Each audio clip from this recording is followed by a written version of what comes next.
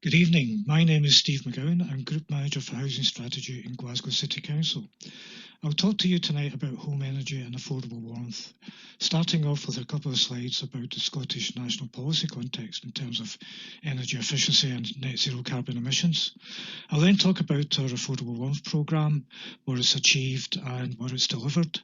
And finally, I'll end with a slide about what the future holds in terms of our programmes going forward. Energy Efficient Scotland is the Scottish Government's roadmap to meeting targets and other objectives with respect to carbon emissions reductions and fuel poverty. Key aim is to upgrade Scotland's housing stock, tackle fuel poverty and reduce emissions, but also to lever in other funding to deliver these upgrades through energy company obligations from the utilities, and also to support the local economy and sustainable local economic development. The Scottish Government has set housing targets for achieving net zero.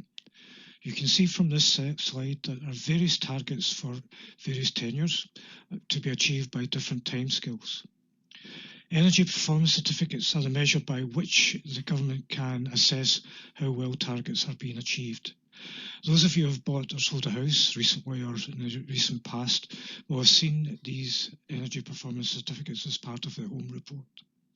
The EPC example given at the bottom left hand of this slide indicates how energy efficient a house is, i.e. how much heat is retained in the house and how much needs to be done to raise it to its potential.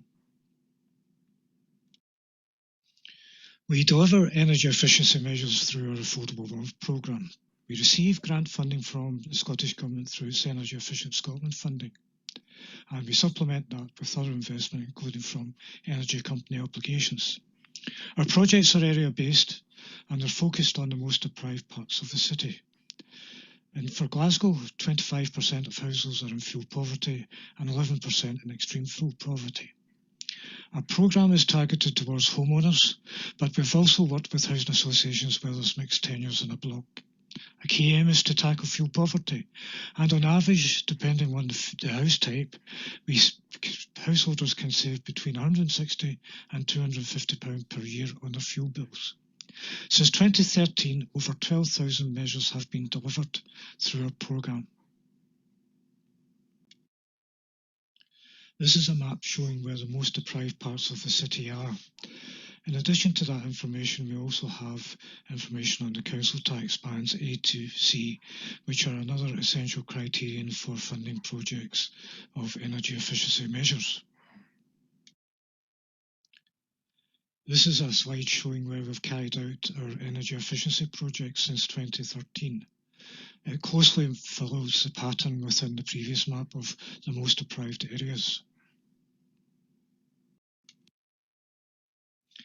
Our programme has tackled fuel poverty and delivered improved comfort levels for many residents across the city. But what else has it achieved?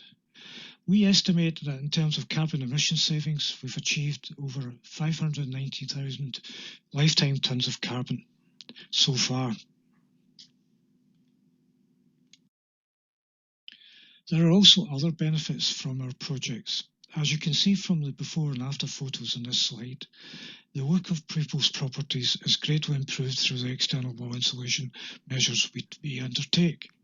We've found that in project areas where owners hadn't originally signed up to participate, they follow to sign up after they see the improvements we've made through our EWI programme.